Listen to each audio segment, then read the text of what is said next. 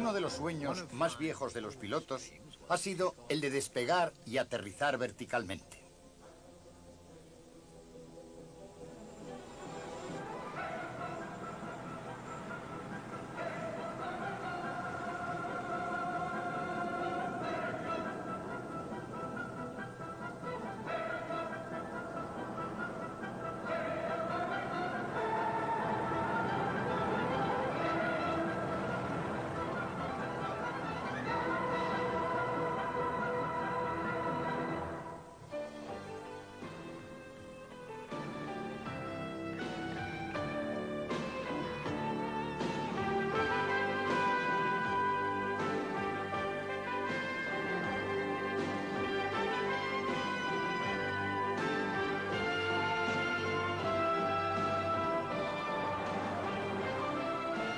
Alcanzar el cielo. El vuelo vertical.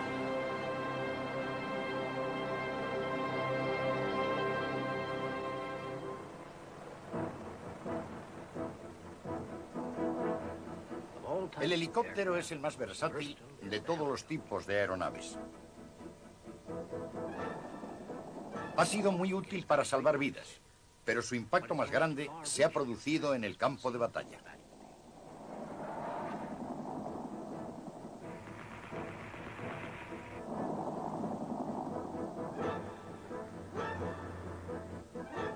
El helicóptero ha aumentado la capacidad de fuego de los ejércitos y la movilidad de los soldados.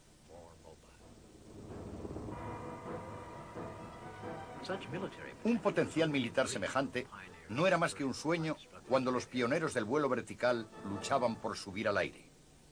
Muchos de los primeros intentos fueron ingeniosos pero extraños. Las hélices de rotación creaban fuerzas que resultaban difíciles de controlar. En 1924, Paul Pescara dominó algunos de los problemas al usar dos sistemas de 4 hélices que se movían en direcciones contrarias. Podía flotar, podía volar hacia adelante a unos 13 kilómetros por hora durante más de 700 metros y elevarse a una altitud de unos 9 metros, pero era difícil de controlar y al final chocó contra el suelo. Louis Brequet, de Francia, colocó goznes a las aspas de la hélice de su giro plano mediante junturas universales. Era mucho más controlable que los helicópteros anteriores, pero las hélices seguían girando en direcciones opuestas y en 1935 este modelo encontró el desastre. La idea de ponerles goznes a las aspas de la hélice comenzó con Juan de la Cierva, el pionero español. Este inventó otro tipo de aeronave con un ala giratoria, el autogiro. Además de un propulsor, llevaba una hélice en la parte posterior que se movía libremente con la moción de marcha de la aeronave. Sus carreras de despegue y aterrizaje eran muy cortas, pero no podía flotar sobre un punto fijo. Es divertido verlos volar todos juntos. Sí, parecen un montón de libélulas. El futuro del autogiro parecía prometedor. Parecía ser la aeronave popular ideal. Juan de la Cierva era un español que quería construir un avión que no perdiera velocidad. Esa era su idea original, y creo que comprendió que si podía conseguir que las alas giraran continuamente, entonces mantendría la velocidad. Y si planeaban del modo en que lo hace la semilla del sicomoro, no se pararían, aunque el avión estuviera quieto en el aire.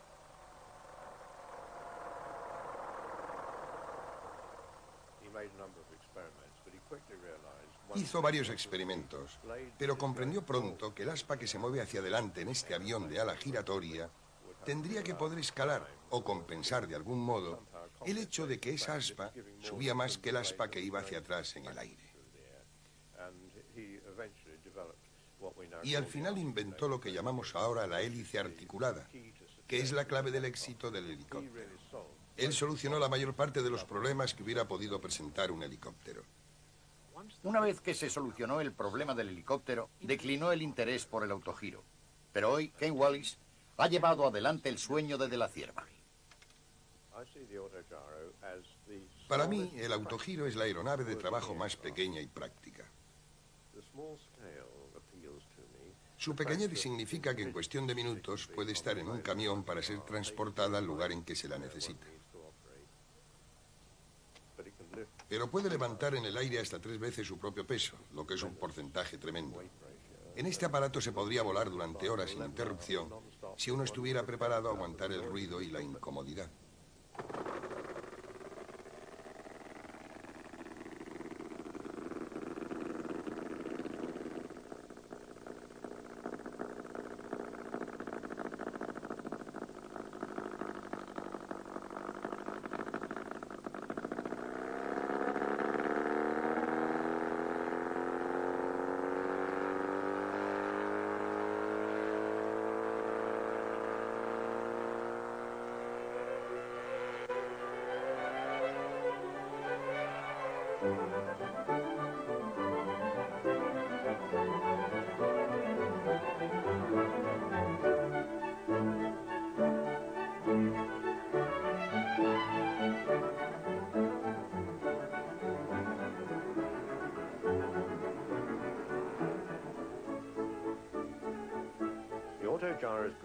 La mayor virtud del autogiro es que es totalmente seguro.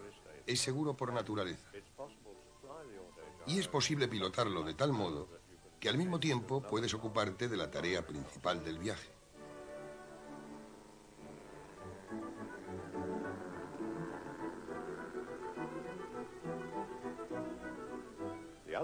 Otra cosa bastante importante es que si el motor se parara, la hélice seguiría girando, lo que no significa que pueda permanecer en el aire.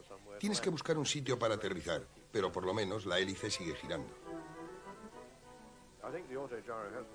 Creo que el autogiro no ha tenido el éxito del helicóptero después de los años 30, porque el helicóptero hace cosas que al autogiro le es imposible.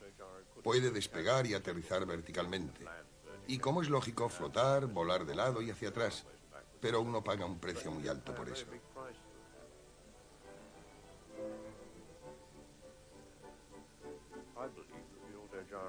Creo que el autogiro es un miembro de la familia de las aeronaves. No tiene que competir con el helicóptero. Es uno más de la familia.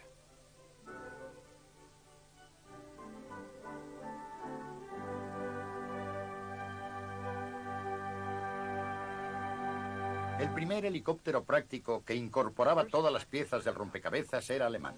El CA-61 fue construido por Heinrich Fock en 1936. Sus 2 hélices articuladas iban montadas sobre outriggers a ambos lados del fuselaje.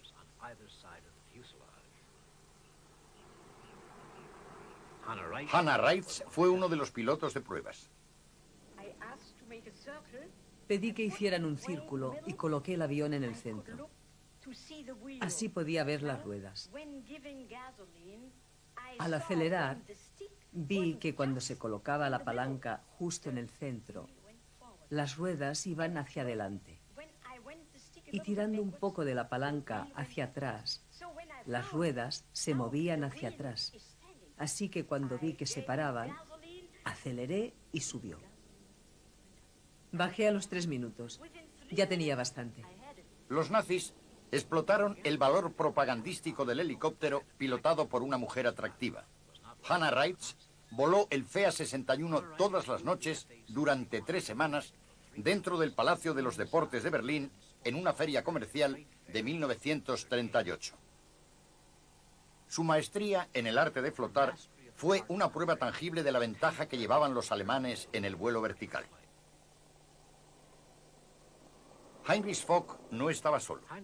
En 1940, Anton Flettner había perfeccionado el sistema de intermezclar las aspas de la hélice de su helicóptero, el colibrí. Podía alcanzar 145 kilómetros por hora en vuelo horizontal y era muy fácil de maniobrar. El colibrí podía flotar en el aire e incluso volar hacia atrás y se considera el primer helicóptero práctico del mundo. Fue construido para la Marina alemana como descubridor de submarinos y podía operar desde la plataforma de armas de un crucero. La Marina encargó 1000 de ellos, pero al declinar la capacidad industrial de Alemania al final de la guerra, no llegaron a ser construidos. Lo mismo ocurrió con el Dragón de Heinrich Fock. se construyó a partir de los diseños de antes de la guerra como transportador de tropas del ejército alemán. Se probaron 3 que llevaban 3 armas ligeras atadas debajo. Pero al final de la guerra, la tecnología que poseían los alemanes sobre los helicópteros pasó a los aliados. La guerra incentivó el progreso en vuelo vertical en ambos bandos. En América, el pionero visionario fue un emigrado ruso, Igor Sikorsky. Recuerdo que un buen amigo mío, gran ingeniero de aviación y científico, me preguntó: ¿cuándo podrá el helicóptero ir más rápido que el avión? ¿Lo sabes? Yo le dije: sí, lo sé. La respuesta es: nunca. ¿Cuándo podrá el helicóptero resultar más eficaz que el avión? ¿Lo sabes? Yo también dije: sí, lo sé, nunca. Pero le dije que el helicóptero podía realizar una serie de tareas que ningún avión podría llevar nunca a cabo. Y de hecho, ningún aparato podría realizarlas aparte del helicóptero. Sikorsky había patentado ya el helicóptero con un aspa y aspas en la cola antes de la guerra. Pero, como todos los pioneros, sufrió algunos reveses. Igor Sikorsky fue su propio piloto de pruebas, y fue su trabajo en los comienzos de los años 40 lo que hizo del helicóptero lo que hoy conocemos. Sikorsky aprendió a pilotar el helicóptero construyendo el aparejo y trabajando luego en él. Muchas de sus construcciones fueron experimentales. Lo probaba, y si no funcionaba, lo cambiaba a la mañana siguiente. Solíamos tener las piezas terminadas en unas semanas, porque podíamos cambiarlas muy rápidamente.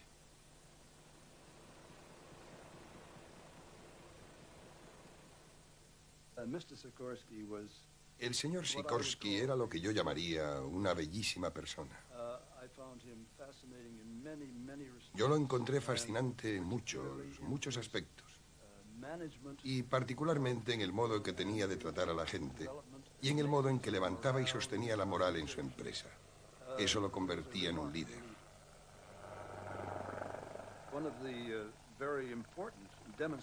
Una de las demostraciones más importantes que teníamos que hacer consistía en volar hasta alguien en una zona pequeña y hacer que pusieran una maleta o un maletín o lo que fuera en la parte delantera y luego nos retirábamos. Era una prueba muy importante porque demostraba que el helicóptero podía hacer lo que tenía que hacer, que es estar siempre controlado completamente por el piloto a cualquier velocidad, incluso mientras está flotando en el aire. El helicóptero alcanzó la mayoría de edad. La era del helicóptero comenzó el 14 de agosto de 1941. Por fin habíamos condensado esas hélices de cola horizontales de la parte posterior del avión en una hélice única situada en la cola y disponíamos de un control cíclico para controlar lateralmente la nave. Habíamos llevado el aparato sobre el aeropuerto de Stratford. Yo había comenzado a realizar lentamente varias maniobras, empezando a ejecutar lo que llamamos vuelo envolvente, haciendo que fuera más rápido y parando de pronto, volviendo a empezar repentinamente y todo sin que se produjera ningún problema. Y de pronto comprendimos que estaba listo. El trabajo de Sikorsky condujo pronto a una máquina práctica, el XR-4. Las posibilidades parecían ilimitadas. El sueño consistía en que el helicóptero se convertiría en una forma común de transporte y podría ser usado por el público. Pensábamos que millones de personas se beneficiarían de eso. Y luego se nos ocurrió que sería muy útil para salvar vidas.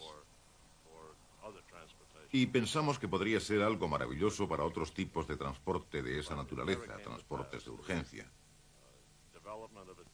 Pero no ocurrió. El desarrollo comercial del helicóptero se produjo muy lentamente y se basó en encargos militares. Los militares proporcionaron el dinero, proporcionaron el diseño y lo que esperaban de él.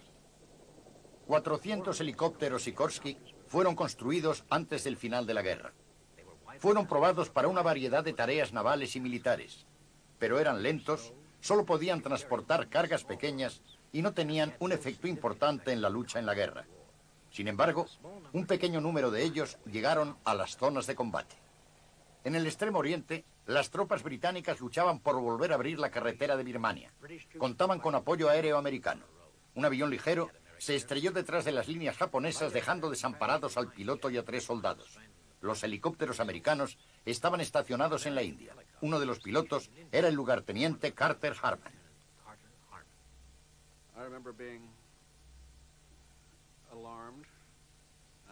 Recuerdo que me sentí alarmado y no muy contento ante la posibilidad de volar durante 1000 kilómetros hasta el centro de Birmania para buscar un avión que se había caído con un piloto americano y 3 soldados a bordo.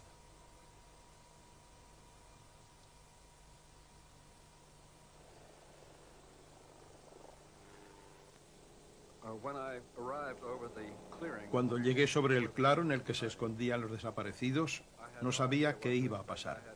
Nunca había visto un claro en la selva. Desde el aire podía ver que estaba inclinado, lo que no era muy bueno. Y podía ver figuras al borde del claro, figuras humanas escondidas entre los arbustos. Tuve que ir a rastrear el campo. Lo sobrevolé lentamente para asegurarme de que no iba a caerme en un agujero o algo por el estilo.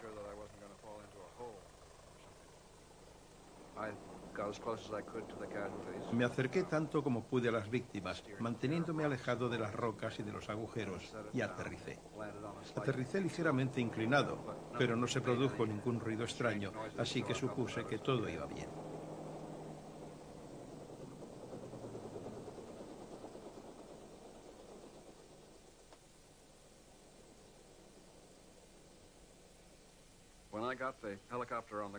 Cuando coloqué el helicóptero en el suelo, Murphy salió corriendo y dijo, «Pareces un ángel», y yo no supe qué responder. Luego subimos a bordo a un hombre que tenía una herida terrible en la espalda y 3 espadas samurái que se había agenciado.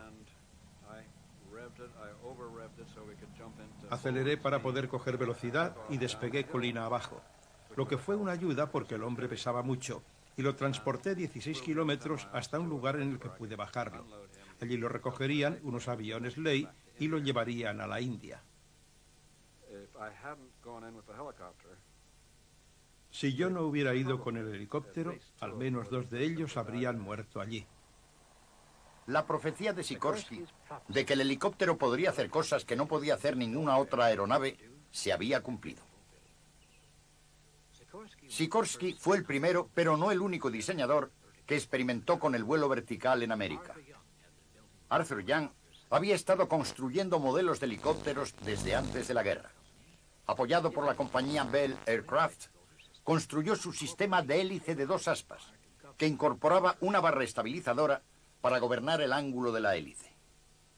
Sus modelos se hicieron más y más estables y controlables, y en 1945, después de una serie de prototipos, culminaron en uno de los helicópteros más famosos de todos los tiempos, el modelo Bell 47.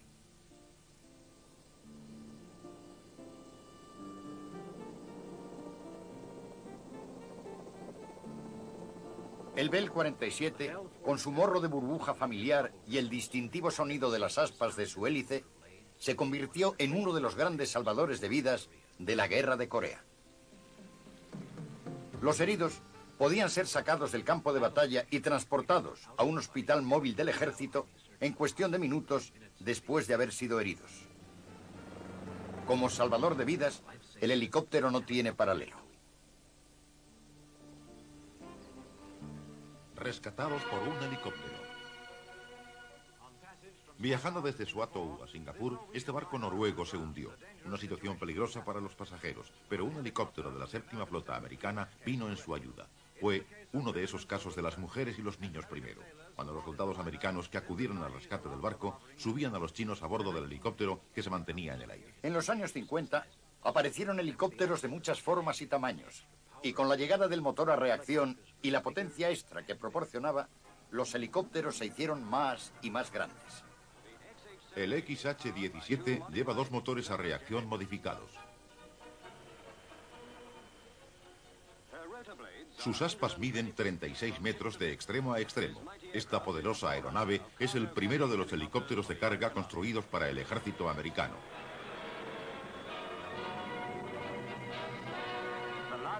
El helicóptero más grande del mundo. Además de subir una gran carga, puede elevar hasta 12 toneladas en una plataforma construida entre sus 4 patas.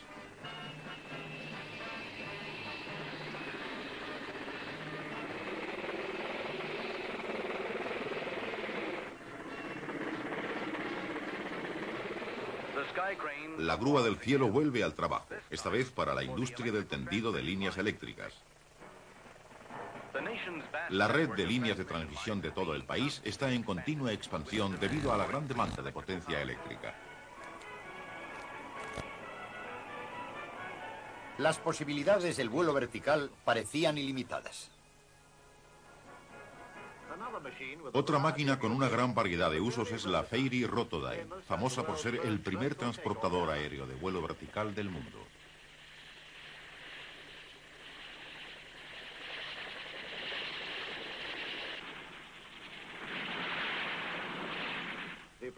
La versión final transportará 65 pasajeros.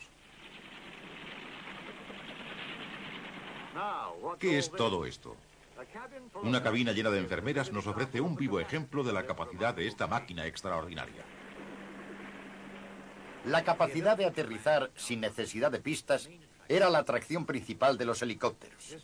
Este gigante Piasecki H-21 voló hasta el Vaticano y aterrizó en la plaza de San Pedro, justo enfrente del Papa, que le dio su bendición.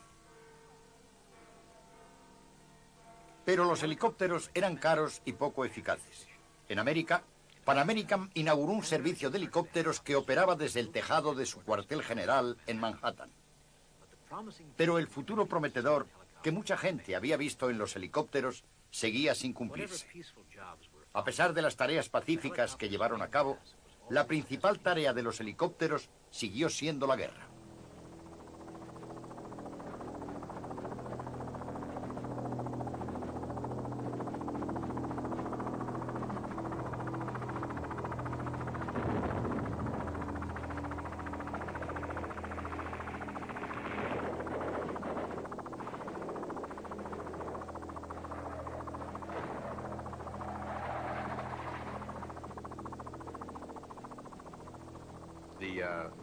La razón por la que el ejército llevó helicópteros a Vietnam fue porque pensaron que nos darían sobre los vietnamitas la ventaja de la que carecían los franceses.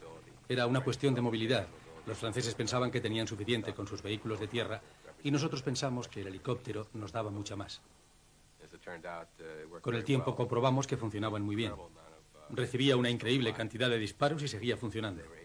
Podía sacar tropas de la línea de fuego desde pequeñas zonas de aterrizaje y transportaba heridos y muertos. De hecho, yo diría que el helicóptero Huey, en particular, salvó cientos, miles de vidas que hubieran aumentado el número de bajas si no hubiera sido por él.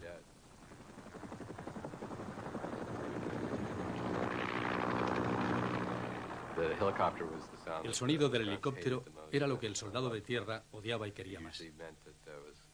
Normalmente implicaba que iba a llevarlos a la lucha, o que venía a recogerlos o a traerles comida. Estaba en todas partes.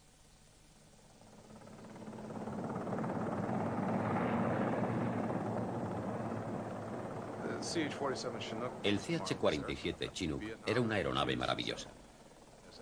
En Vietnam se usó como camión aéreo. Y también se usó como avión de asalto. Puede llevar hasta 125 personas.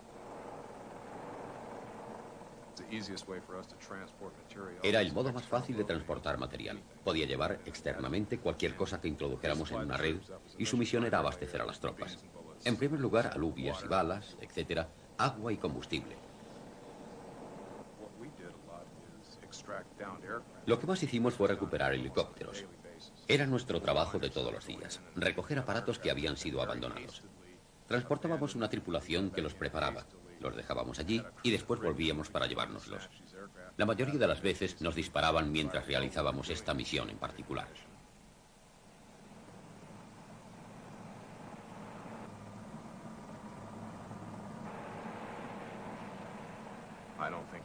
No creo que haya ningún tipo de entrenamiento que pueda prepararte bien para lo que ibas a encontrarte en Vietnam. Realizabas maniobras muy poco convencionales con el helicóptero. Llegabas a una zona de fuego y estabas sobre aire caliente. Todo era aire caliente y especialmente si mantenías contacto con una unidad de tierra. En algunos casos debías quedarte a baja altura y ser capaz de iniciar y completar un descenso más o menos sobre el perímetro de esa unidad que estaba en tierra, y mientras lo hacías probablemente te estaban disparando.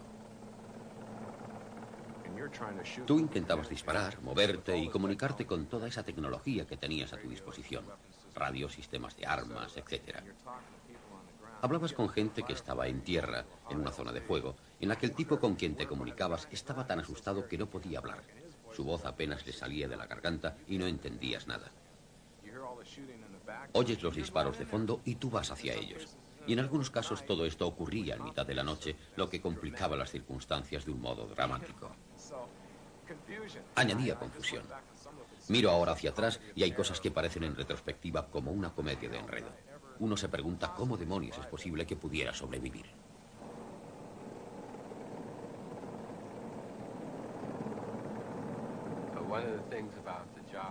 Uno de los aspectos relativos al trabajo de llevar un helicóptero hasta una zona de aterrizaje es que probablemente era la tarea más peligrosa que se pueda imaginar. Volabas en formación y al aproximarte, si te disparaban, no estaba permitido romper la formación. Te quedabas sentado y seguías volando. Realizabas la maniobra de aproximación y al ir más y más despacio te volvías más y más vulnerable. Y mientras te disparaban desde el suelo, seguías sin poder moverte de tu posición. Aterrizabas en tierra y tenías que quedarte ahí sentado en el suelo mientras la gente te disparaba, esperando a que el comandante de vuelo diera la señal de partida. En mi opinión, era el trabajo del ejército que más torturaba los nervios. Era difícil saber cuándo acertaban a tu helicóptero en combate debido al nivel del ruido. Era imposible, por ejemplo, oír las balas que disparaban contra ti. Una de las primeras veces vi simplemente un agujero en el techo del helicóptero y comprendí que acababan de disparar contra mí.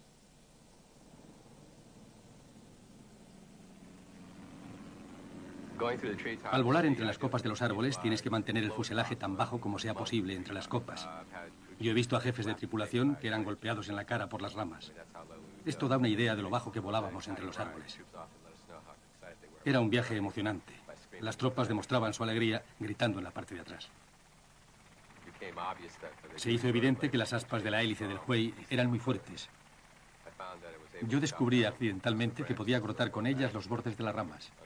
En varias ocasiones corté ramas de 5 centímetros de grosor con el aspa del Huey, sin sufrir ningún daño de importancia.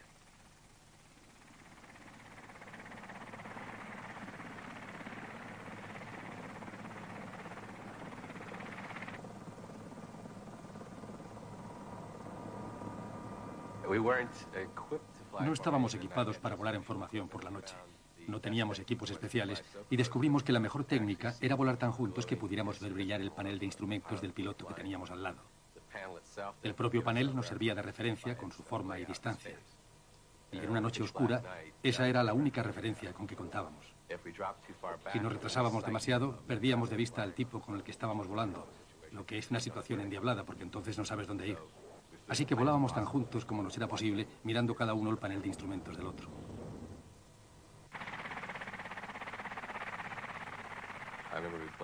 Recuerdo que una vez me propusieron para una medalla, porque mi amigo y yo fuimos a rescatar a unas tropas en tierra en medio de un ataque con morteros.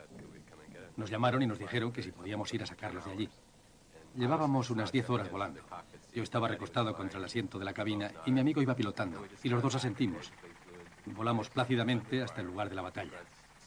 Se acercaron los de tierra con su equipo y subieron a bordo a los hombres. Los morteros comenzaron a atacarnos y la gente empezó a correr. Yo recuerdo que no estaba asustado en lo más mínimo, más bien algo aburrido. Luego despegamos y sobrevolamos la ametralladora que no dejaba de dispararnos. Todo era casi como un sueño. Así aprendí cómo se hacen los héroes. Es solo cuestión de que no te importe nada lo que haces. Lejos del campo de batalla, en California, la visión de un mundo en el que los helicópteros proporcionarían un medio de transporte aéreo al hombre normal, a veces parecía estar muy cerca de convertirse en realidad.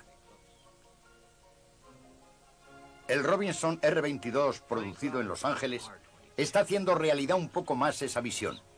Como muchos hitos en el progreso de la aviación, fue el sueño de un hombre, Frank Robinson.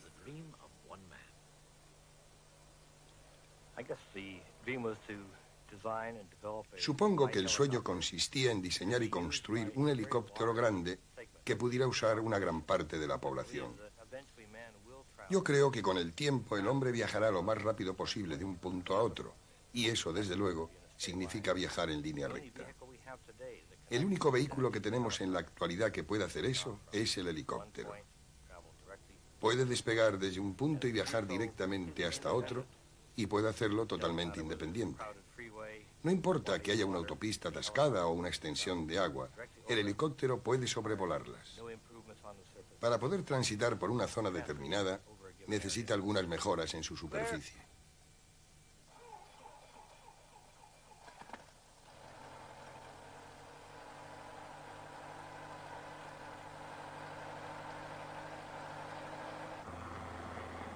El R-22 ha sido diseñado para que resulte tan fácil de volar como sea posible. Pero en manos de su creador, puede llevar a cabo una increíble demostración de capacidad de maniobra bajo un control perfecto.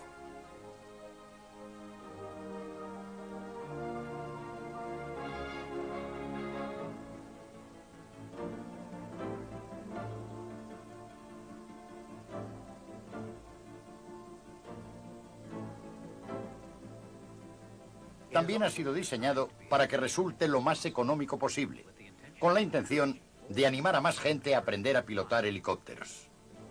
Al congestionarse las carreteras cada vez más, Frank Robinson espera que la gente viajará más por el aire.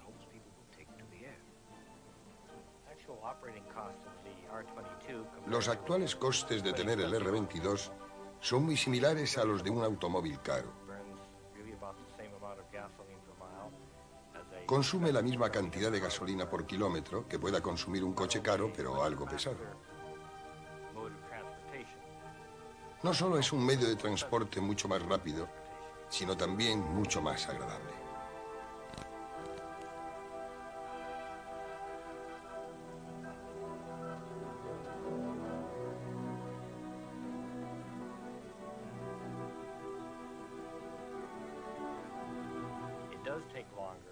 Lleva más tiempo aprender a pilotar un helicóptero que aprender a pilotar un avión ligero y, desde luego, mucho más tiempo que conducir un coche.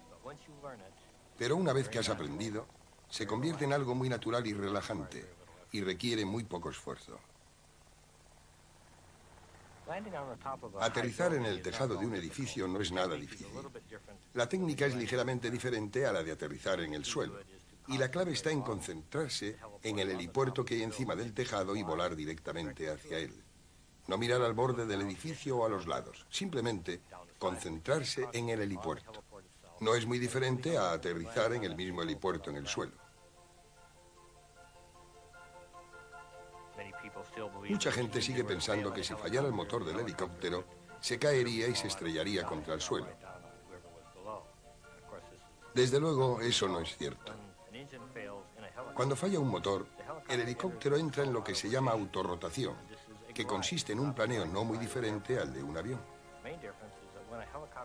La principal diferencia es que cuando un helicóptero planea hacia abajo, el piloto tiene un control muy bueno sobre el aparato y puede elegir un lugar para bajar sin dañarlo. Se me ocurren muchos ejemplos en los que un individuo puede viajar con un helicóptero ligero de un modo más barato y ciertamente mucho más rápido de lo que lo haría con un automóvil.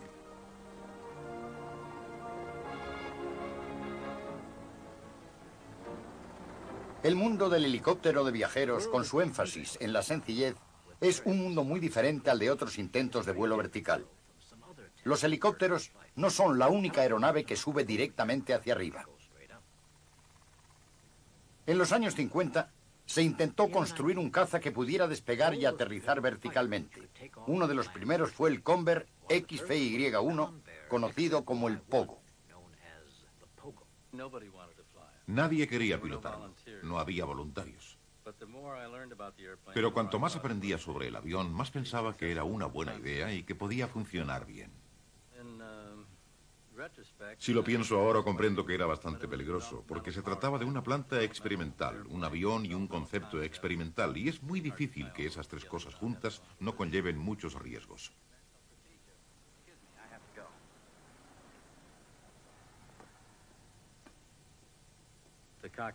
La cabina está a bastante distancia del suelo y necesitaba escaleras especiales para entrar y salir y para colocarme en la cabina. Contaba con un solo motor a reacción que empujaba dos propulsores en direcciones opuestas para evitar que el motor diera la vuelta al avión. Llegó el día del primer vuelo.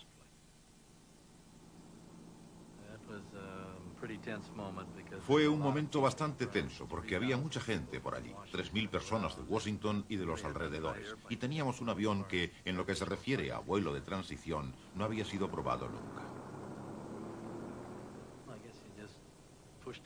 Lo puse en marcha y subió.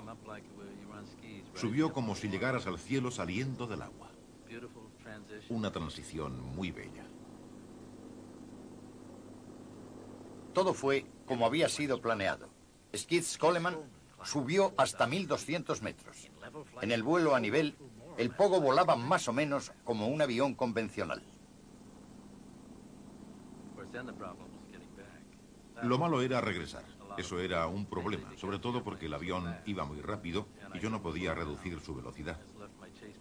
Dejé detrás al avión que venía conmigo y calculamos que yo volaba a unos 550 kilómetros por hora.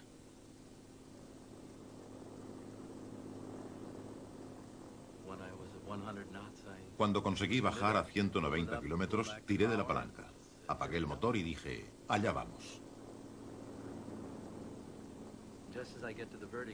Al llegar a la vertical le di potencia y confié en no volver a elevarme. A partir de entonces tuve que mirar por encima de mi hombro y dejé de mirar a los instrumentos de vuelo porque de ahora en adelante lo único que tenía que hacer era mirar al suelo debajo de mí.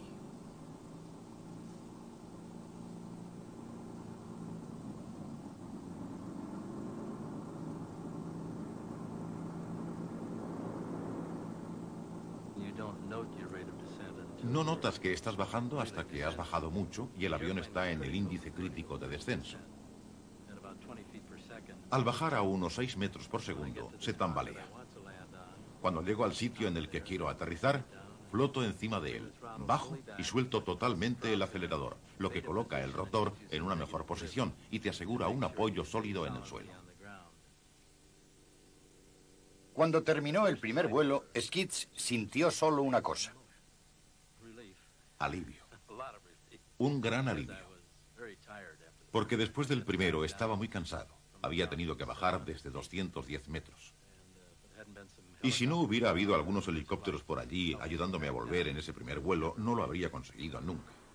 El Pogo no fue nunca adaptado como un caza, pero América siguió experimentando con la idea de construir un avión que pudiera hacer la transición del vuelo vertical al horizontal y regresar con un solo sistema de motores. El Ryan X-13 llevaba un motor a reacción.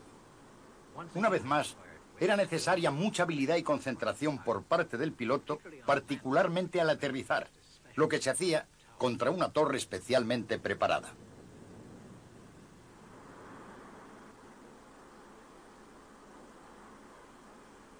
Un experimento distinto consistió en emplear dos sistemas diferentes de motores, uno para elevar el avión y el otro para usarlo en el vuelo. El Balzac francés empleaba este sistema y estaba equipado con un total de 9 motores. En Gran Bretaña, la Rolls-Royce usó 2 motores a reacción para elevar el extraordinario Fly and Bester e investigar el vuelo vertical. Y el Shorts SC-1 llevaba 5 motores, 4 de ellos para elevarse. Pero ninguno de estos diseños resultó ser práctico. La respuesta estaba en una idea completamente nueva.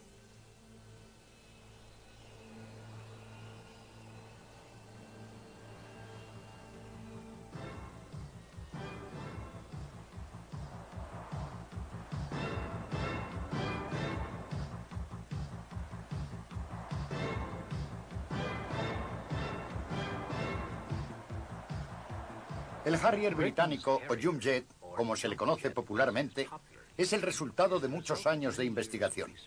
Hoy sigue siendo el único caza de despegue vertical del mundo occidental. La clave de su éxito está en el empuje vectorial, que posibilita al piloto variar la dirección de su reactor del vuelo horizontal al vertical.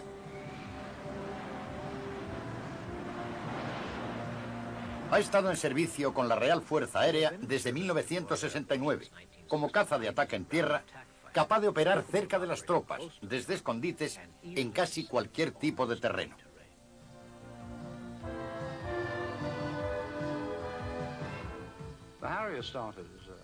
El Harrier comenzó a construirse como resultado del clima imperante a finales de los años 50 y fue otro intento militar de crear un reactor que pudiera despegar verticalmente del suelo en caso de no poder disponer de pistas. Básicamente se trata de una aeronave sencilla, de un motor, usada para vuelo vertical. El mismo motor se emplea en el vuelo horizontal y no hay nada más sencillo que eso. Todos los experimentos que usaban motores diferentes para despegar han desaparecido. Se los ha tragado la historia.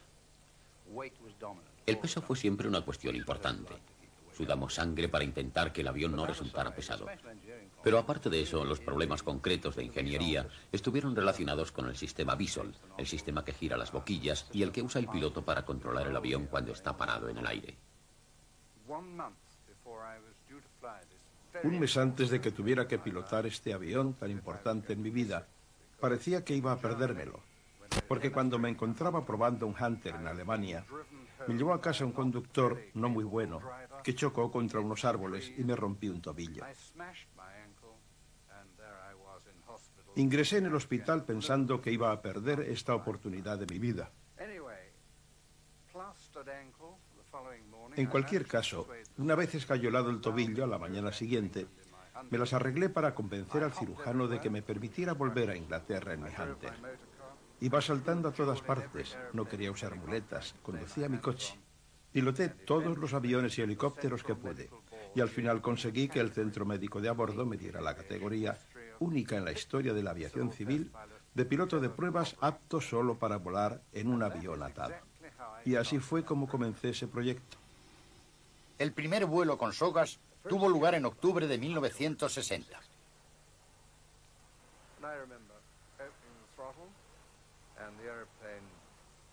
Recuerdo que apreté el acelerador y el avión saltó ligeramente.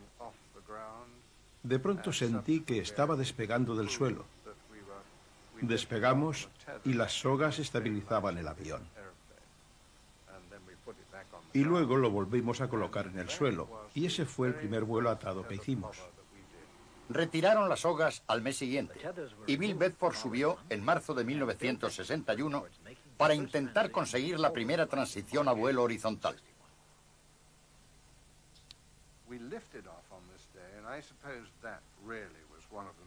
Ese día despegamos y creo que fue uno de los momentos más emocionantes.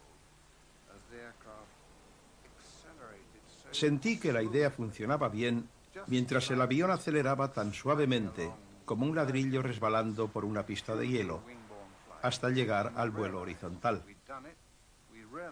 Comprendimos que lo habíamos conseguido, que habíamos dado un paso adelante importante y probado que la idea funcionaba, aunque quedaban aún muchos experimentos por hacer para mejorar su uso operacional. En 1963, el sistema de empuje vectorial había sido probado concienzudamente. Hawker, los constructores, estaban impacientes por presentar su nuevo avión en la Exposición Aérea de París de aquel año, donde podrían compararlo con su rival francés, el Balzac. Bill Bedford comenzó su vuelo con una soberbia demostración de la versatilidad de su máquina.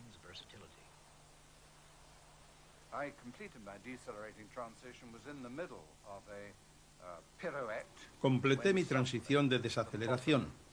Estaba en mitad de una pirueta cuando de pronto me vi cayendo hacia el suelo y choqué, muerto de vergüenza, enfrente de la tienda del presidente, en la plataforma de cemento, en medio de una desintegración progresiva del tren de aterrizaje y de unos ruidos enormes. El choque fue solo un pequeño revés. Bedford había demostrado ya que la idea del Harrier tenía una gran variedad de aplicaciones, incluida la capacidad de operar desde barcos.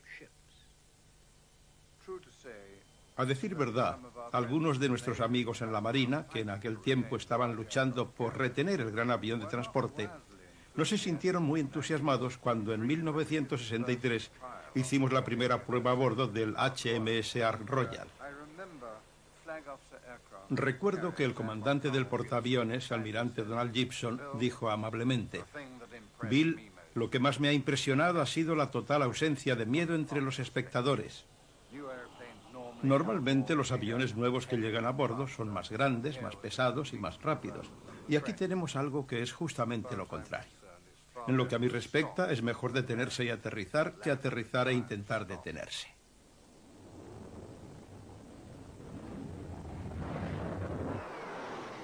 Con el tiempo, el Harrier fue desarrollado también como caza naval. Usando una rampa en la cubierta de vuelo, podía despegar con una carga más pesada que en vuelo vertical. Para entonces, los americanos habían expresado su interés. Los responsables del programa aeroespacial británico nos habían invitado a que lo viéramos en la feria de Farnborough. Nosotros pedimos que nos dejaran pilotarlo, y eso no les gustó mucho porque entonces tenían muy pocos. Pero para nosotros era muy importante observar el avión y comprobar sus posibilidades. Esperábamos conseguir 3 o 4 vuelos cada uno, y el último día de la feria de Farnborough, Bill Bedford vino y nos dijo: lo sentimos mucho, pero solo nos han dado permiso para permitirles 10 vuelos a cada uno. Hicimos como si nos tragáramos el disgusto, sonreímos y dijimos: bueno, supongo que nos bastará con eso, muchas gracias.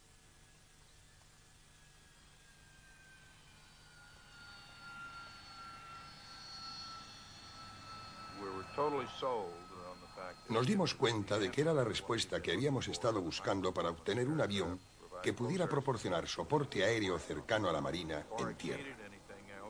Era mucho mejor que ningún otro de los que tuviéramos noticia, y los marines estaban convencidos de que el Harrier parecía hecho a su medida, y hoy sigue siendo su avión. El Harrier fue construido para los cuerpos de marines de los Estados Unidos como el AV-8. Es una de las piezas claves de los escuadrones de ayuda de los marines y ahora es mucho más grande y poderoso que los primeros Harriers.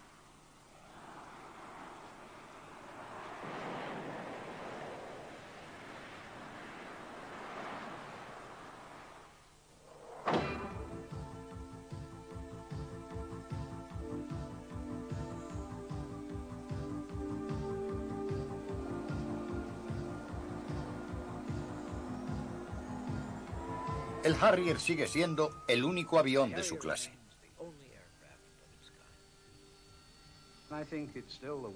Yo creo que es todavía el caza más incomprendido del mundo. Tienen que recordar que el 98-99% de las fuerzas aéreas del mundo vuelan en CTOL. Y ha habido una enorme inversión en aeropuertos y aeroplanos que necesitan pistas, y es imposible cambiar de pronto la tendencia del servicio militar. Así que cuando aparece el Harrier y abre la posibilidad de mover los aviones tácticos lejos de las bases, porque estas bases son vulnerables en la guerra, naturalmente el jefe de las fuerzas aéreas piensa: tal vez necesite Harriers, pero ¿qué hago con estos otros reactores que he comprado? ¿Qué van a pensar mis jefes, mi presidente y mis políticos si les envío un mensaje que diga: quizá no podamos contar con ellos cuando los necesitemos porque no tengamos pistas? Creo que esa postura es el peor enemigo de los Harriers. Pero los helicópteros y los Harriers no son ya los únicos tipos de aeronaves que pueden volar verticalmente. Honorables huéspedes, señoras y caballeros, la aeronave que abrirá una nueva dimensión de vuelo, el V-22 Osprey.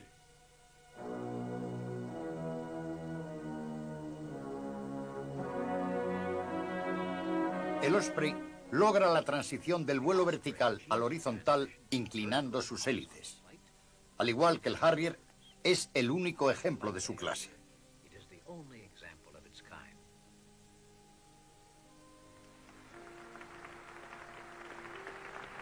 La idea de un avión con hélice inclinada no es nueva. Los primeros diseños se hicieron antes de la guerra. Se llamaron aviones convertibles. Pero este avión solo ha podido hacerse realidad gracias a los avances técnicos más recientes en aerodinámica y materiales.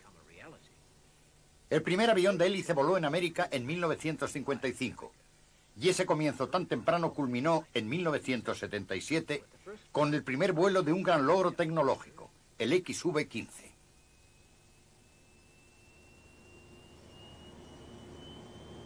Desarrollar un tipo completamente nuevo de aeronave es algo que lleva mucho tiempo.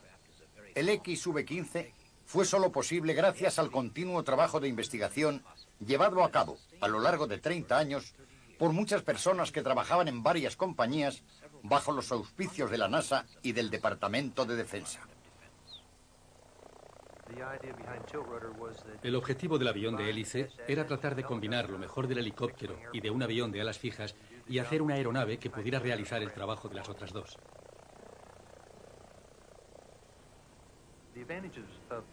Las ventajas del avión de hélice sobre el helicóptero y sobre el avión convencional de ala fija son que el helicóptero vuela normalmente a una velocidad de 250 a 270 kilómetros por hora y nosotros volamos a 495 o 500 kilómetros.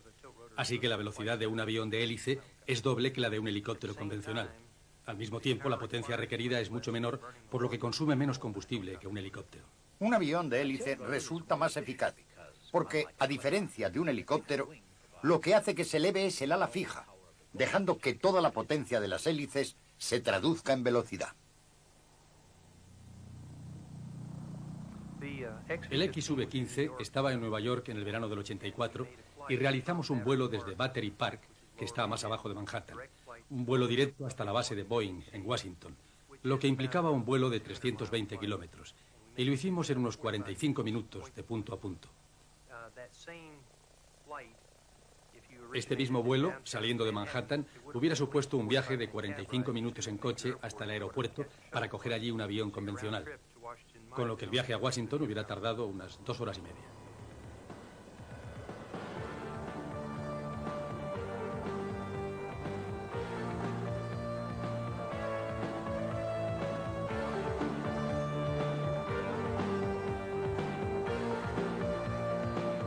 El XV-15 ha demostrado la tecnología de la hélice inclinada. También ha probado el enorme valor práctico de la aeronave, que puede volar directamente entre dos puntos a gran velocidad. Esta capacidad abre una puerta para la solución de la congestión actual de las autopistas, carreteras y terminales de aeropuertos.